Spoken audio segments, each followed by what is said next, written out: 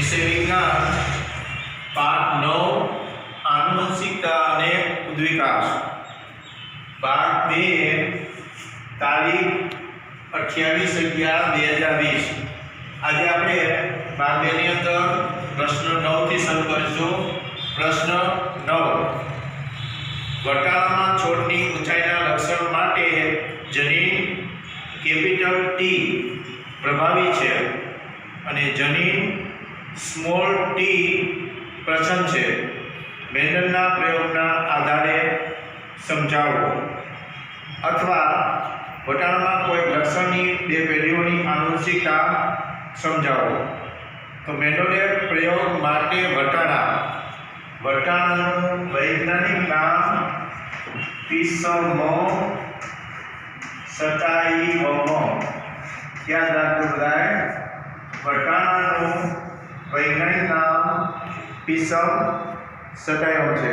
તો મેન્ડલે પ્રયોગ માટે વટાણાના છોડની પસંદગી કરી હતી. વટાણાના વિવિધ લક્ષણો અને દરેક લક્ષણની બે વિરોધાભાસ અભિવ્યક્તિ જોવા મળે છે. મેન્ડલે વટાણાના છોડની ઊંચાઈનું લક્ષણ અભ્યાસ માટે પસંદ કર્યું. વટાણાના છોડની ઊંચાઈના લક્ષણની બે વિરોધાભાસી અભિવ્યક્તિ ઊંચા છોડ, એક ઊંચો છોડ લીધો અને એક નીચો છોડ. ઊંચા છોડ અને નીચા છોડ જોવા મળે છે. હવે મેન્ડલે પિતૃ પેઢી બીમાં જ્યારે ઊંચા છોડ, જો આ વટાણાનો ઊંચો છોડ છે, આ વટાણાનો નીચો છોડ છે, તો ઊંચા છોડ માટે કેપિટલ ટી લીધા છે અને નીચા છોડ માટે સ્મોલ ટી લીધા છે. તો ઊંચા છોડનું નીચા છોડ માટે સંકરણ કરે છે આ પહેલી પેઢી F1. તો પહેલી પેઢીની અંદર ચારે ચાર છોડ ઊંચા જોવા મળે છે. મેન્ડલે પિતૃ પેઢી પીમાં જ્યારે ઊંચા છોડ અને કેપિટલ ડબલ ટી નું સંકલન નીચા છોડ સ્મોલ ડબલ ટી સાથે કરતા પ્રથમ પેઢી અને F1 પેઢી જે હતી એમાં બધા છોડ ઊંચા પ્રાપ્ત થયા. તો કેપિટલ ટી નું સ્મોલ ટી સાથે સંકલન કરવાથી જેમાં ખાસ ધ્યાન રાખજો, આ બે માંથી એક ટી કેપિટલ આવે ને એટલે એ છોડ ઊંચો ગણાય. એનું પ્રભાવી લક્ષણ કેપિટલ ટી છે. તો પહેલી પેઢીમાં બધા છોડ ઊંચા પ્રાપ્ત થયા. હવે F1 પેઢીમાં કોઈ પણ છોડ નીચા કે મધ્યમ ઊંચાઈના થયા નહીં. આ ચારે ચાર છોડ ઊંચા થયા, નો નીચા થયા, નો મધ્યમ થયા. ચાર ચાર છોડ ઊંચા જોવા મળ્યા. આમ અર્થ એ થાય કે સંતતિમાં ફક્ત એક જ પિતૃનું લક્ષણ જોવા મળ્યું. તો આની અંદર પિતૃનું લક્ષણ કયું જોવા મળ્યું? તો કેપિટલ ટી. આની અંદર એક કેપિટલ ટી હોય તો છોડ એ ઊંચો થાય. એટલે આમાં કેપિટલ ટી છે એ પ્રભાવી છે અને સ્મોલ ટી છે એ પ્રસન્ન છે. જ્યારે F1 પેઢીના છોડનું સ્વકરણ, હવે આ ચાર છોડ ગયા, એ ચાર છોડમાંથી બીજી પેઢી F2 પેઢી હતી, F1 પેઢીનું F1 પેઢી સાથે સંકલન કર્યું તો બીજી પેઢી F2 પ્રાપ્ત થઈ. એની અંદર આ બે છોડ એને ઊંચા કેપિટલ ટી સ્મોલ ટી સાથે સંકલન કર્યું.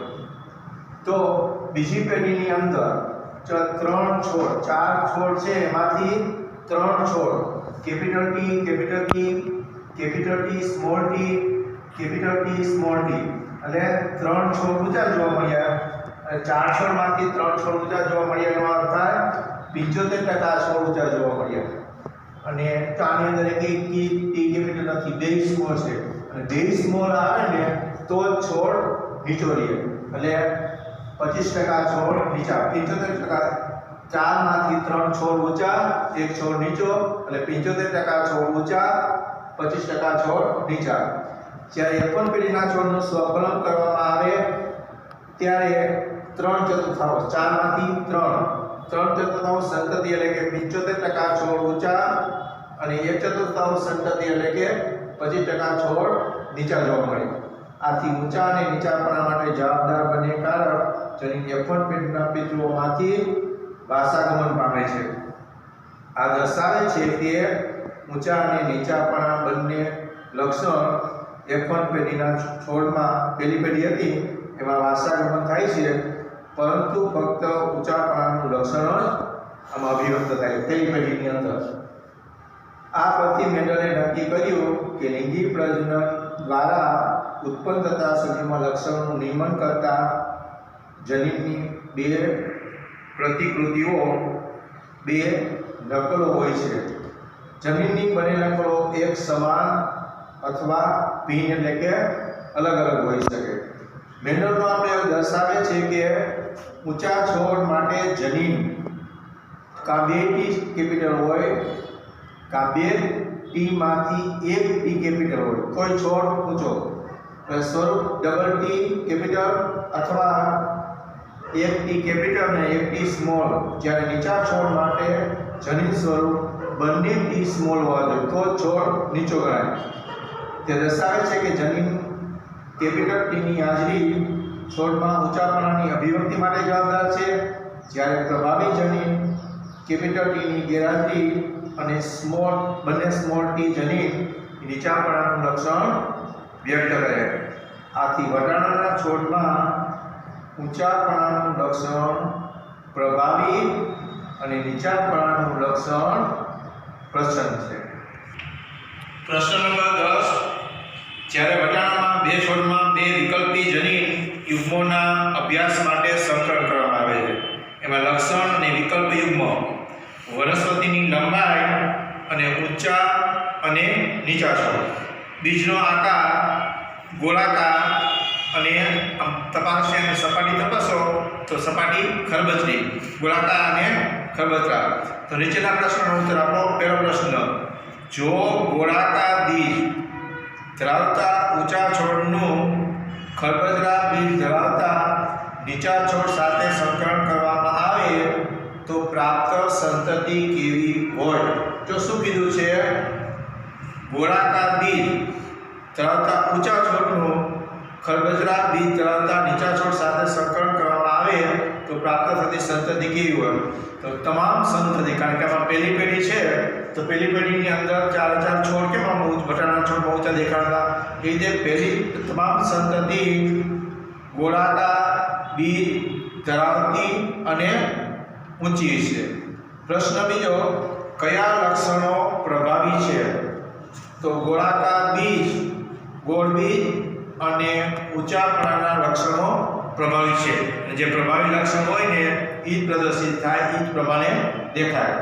ત્રીજો પ્રશ્ન, F1 સંતતિમાં છોડની વચ્ચે સ્વકલન, આપણે બીજી પેઢીમાં F1 વચ્ચે સ્વકલન કરવામાં આવ્યું હતું તો 4 છોડમાંથી 3 છોડ ઊંચા થયા હતા અને 1 છોડ નીચો થયો. તે રીતે F1 સંતતિના છોડોને સ્વકલનથી F2 પેઢીની પ્રાપ્ત સંતતિ કેવી હોય છે? તો મેન્ડલના પ્રયોગના આધારે F2 પેઢીના સંતતિમાં કેટલાક છોડ ગોળાકાર બીજ અને ઊંચા, કેટલાક છોડ ખરબચડા બીજ અને નીચા હોય છે. આમ છતાં F1 પેઢીની સંતતિના કેટલાક છોડ નવું સંયોજન આમાં અભિવ્યક્ત કરે છે. તે પૈકી કેટલાક છોડ ખરબચડા બીજ ધરાવતા અને ઊંચા, જ્યારે કેટલાક છોડ ગોળાકાર બીજ ધરાવતા અને નીચા હોય છે. ત્યાર પછીનો પ્રશ્ન 11મો પ્રશ્ન.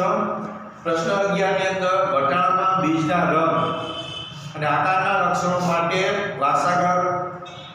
વાસાગમનની સમજૂતી આપો, અથવા મેન્ડલના પ્રયોગના આધારે વટાણામાં બે જુદા જુદા લક્ષણોની સ્વતંત્ર આનુવંશિકતા સમજાવો. તો મેન્ડલે વટાણાનું વૈજ્ઞાનિક નામ છે પીસમ સટાઇનો. એને વટાણાના આનુવંશિકતાના અભ્યાસ માટે બે લક્ષણો, એક બીજનો રંગ અને બીજો બીજનો આકાર પસંદ કર્યા. હવે બીજ રંગ પીળો અને આકાર એનો ગોળ, અભિવ્યક્તિમાં પીળો રંગ અને લીલો રંગ, આકારમાં ગોળ અને ખરબચડા. તો મેન્ડલે F1 અને પિતૃપેઢી P તરીકે પીળા અને ગોળ આકારના બીજ ધરાવતા છોડનું સંકલન લીલા અને ખરબચડા બીજ ધરાવતા છોડ સાથે કર્યું. તો પ્રથમ પેઢીમાં ધ્યાન રાખજો, પિતૃપેઢી P ની અંદર પીળા ગોળ અને લીલા ખરબચડા બીજનું સંકલન કર્યું તો પહેલી પેઢીની અંદર બધા છોડ પીળા અને ગોળ જોવા મળ્યા. એટલે પ્રથમ પેઢી F1 માં બધા છોડ પીળા અને ગોળ આકારના બીજ ધરાવતા મળ્યા. આ પરથી કહી શકાય કે આની અંદર રંગ પીળો, પીળા માટે કેપિટલ વાય અને ગોળ માટે કેપિટલ આર. તો આની અંદર એક વાય કેપિટલ હોય અને એક આર કેપિટલ હોય તો એ બીજ પીળા અને ગોળ હોય. તો આ પરથી કહી શકાય કે પીળા રંગ અને ગોળ આકારના બીજ પ્રભાવી લક્ષણો છે. અને F1 પેઢીમાં બધા જ બીજ પીળા અને ગોળ જોવા મળ્યા. હવે જ્યારે F1 પેઢીના છોડ છે એનું સંકરણ કરવામાં આવે પીળા રંગ અને ગોળ આકારના બીજ ધરાવતા સફળ અથવા સ્વપરાગનયન કરાવતા F2 પેઢીમાં 4 વિવિધ પ્રકારના સંયોજન ધરાવતા છોડ ઉત્પન્ન થયા. કેવા 4? પીળા ગોળ, પીળા ખરબચડા, લીલા ગોળ, લીલા ખરબચડા. આ 4 પ્રકારના બીજ જોવા મળ્યા. ફરીથી પીળા અને ગોળ બીજ, લીલા અને ખરબચડા બીજ ધરાવતા છોડ, પીળા અને ખરબચડા બીજ ધરાવતા છોડ, લીલા અને ગોળ બીજ ધરાવતા છોડ. આ દર્શાવે છે કે બીજના રંગ પીળા કે લીલા બીજ માટેના લક્ષણો અને બીજના આકાર ગોળ કે ખરબચડા બીજ માટેના લક્ષણો મુક્ત રીતે ભાષાંતર થાય. બીજના પીળા રંગ માટે પ્રભાવી જનીન. પીળા માટે ખાસ ધ્યાન રાખજો કેપિટલ વાય અને ગોળ માટે કેપિટલ આર. તો આ દર્શાવે છે કે બીજનો રંગ પીળા કે લીલા બીજ માટેના લક્ષણો અને બીજના આકાર ગોળ કે ખરબચડા બીજ માટેના લક્ષણો મુક્ત રીતે ભાષાંતર પામે છે.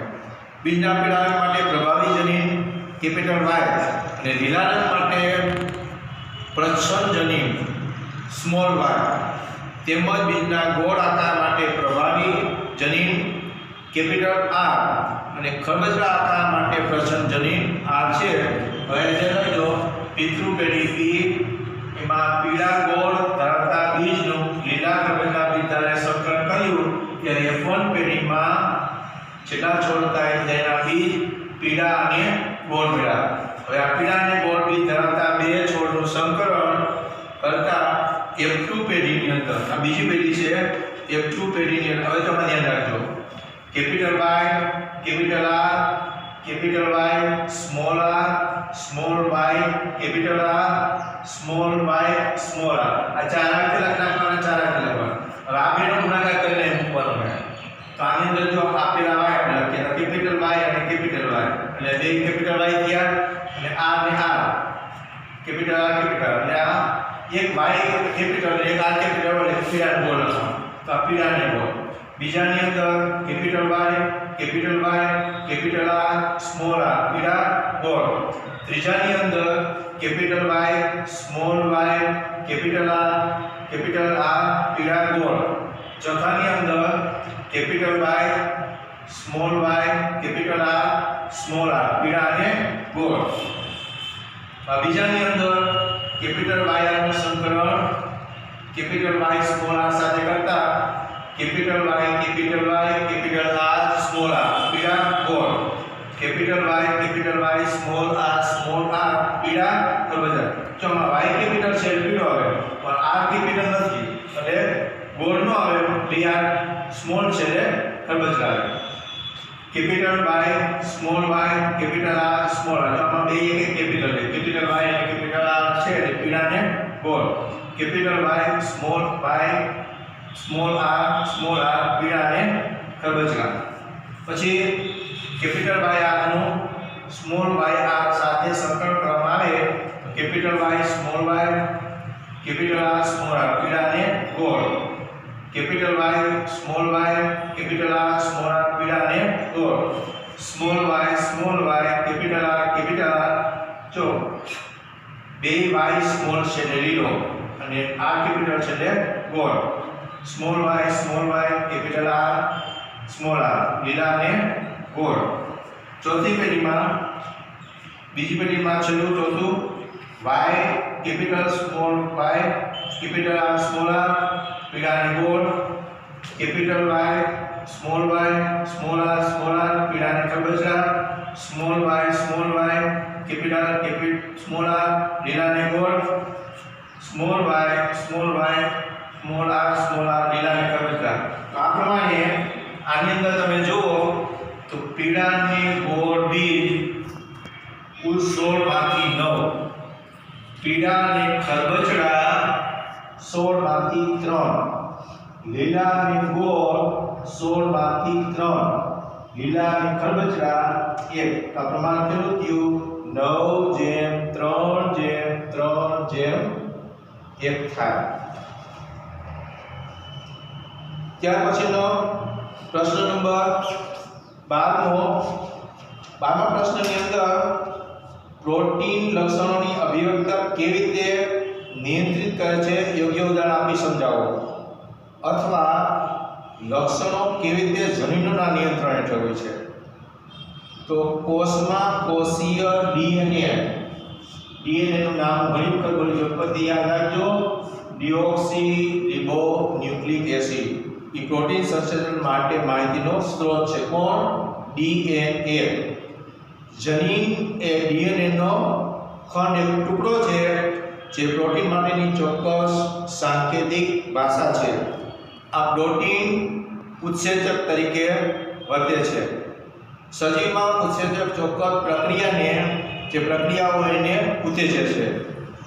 આ ક્રિયામાં ઉત્પન્ન થતી નિપર ચોક્કસ લક્ષણ હોય એની અભિવ્યક્તિને પ્રેરે છે.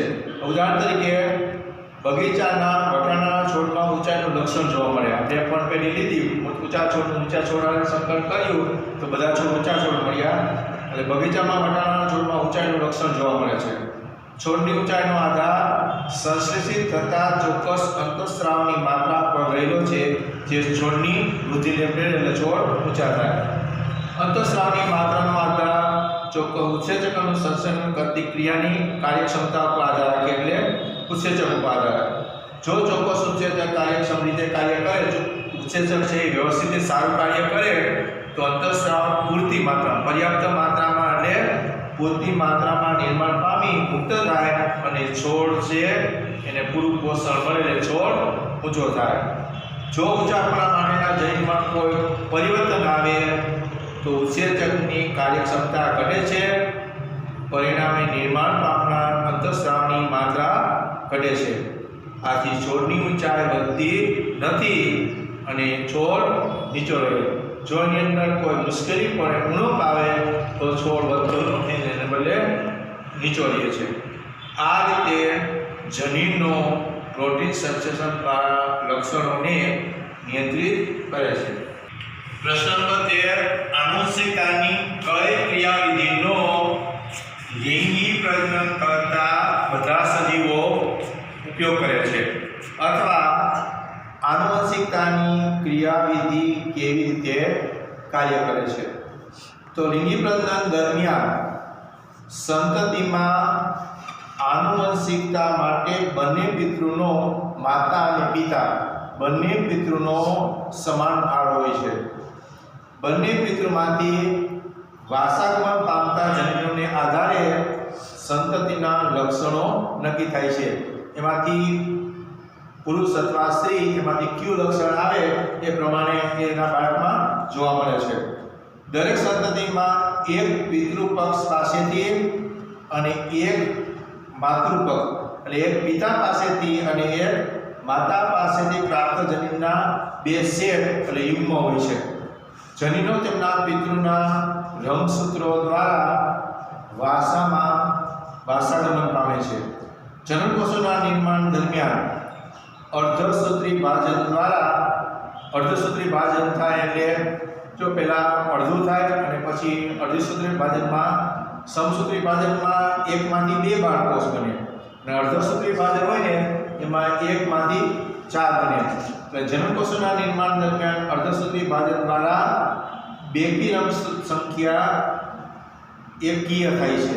પેલા 2n આ રીતે બેકીય હોય એનું એકકીય થાય અને પછી આનું 4 ભાગની અંદર વિભાજન થાય એટલે બધા n અને આ રીતે એકમાંથી 4 કોષ જોવા મળે.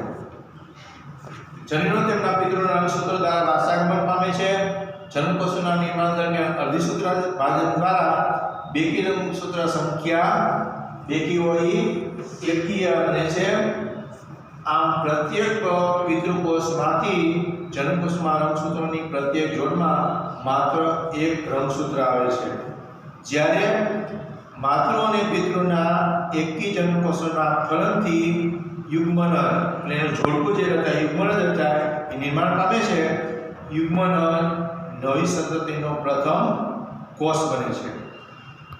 ફલનમાં ભાગ લેતા જન્મકોષો દ્વારા સંતતિમાં રંગસૂત્રોની સંખ્યા પુનઃ સામાન્ય બેકી થઈ જાય છે, કારણ કે તે દરેક રંગસૂત્રની બે પ્રતિકૃતિ મેળવે છે. તેમાં એક પૈતૃક એટલે પિતા પાસેથી અને બીજી માતૃક એટલે માતા પાસેથી હોય છે. સંતતિમાં રંગસૂત્રોની નિશ્ચિત સંખ્યા જળવાઈ રહે છે. આપણામાં કુલ 23 જોડ એટલે કે 46 રંગસૂત્રો આવે તો બાળકની અંદર પણ 46 રંગસૂત્રો આવે તો થઈ જાય છે. તો જળવાઈ રહે છે તે જાતિના ડીએનએની સ્થાયીતાને સુનિશ્ચિત કરે. આનુવંશિકતાની આ ક્રિયાને ધર્મનો ઉપયોગ લિંગી પ્રજનન કરતા બધા સજીવો કરે છે. હોમવર્ક આજે સમજાવેલ પાઠ 9 આનુવંશિકતાના વિભાગ ના પ્રશ્ન નંબર 9 થી 13 એમ 5 પ્રશ્નો પૂછ્યા. એ 5 પ્રશ્નોના ઉત્તર એક વખત લખી તૈયાર કરવાના છે.